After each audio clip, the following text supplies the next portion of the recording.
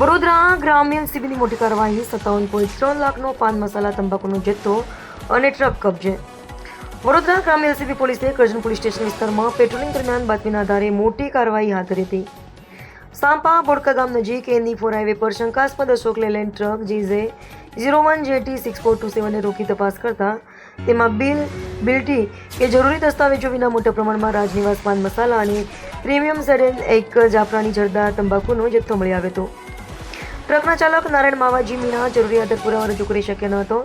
ત્યારબાદ ટ્રકને Karjan police station ખાતે લઈ જઈ તપાસ કરતા અંદાજે 46.98 લાખનો પાન મસાલા અને તંબાકુનો જથ્થો, ₹10 લાખની ટ્રક અને ₹5,000નો મોબાઈલ સહિત કુલ ₹57.3 લાખનો મુદ્દામાલ કબજે કરવામાં આવ્યો હતો.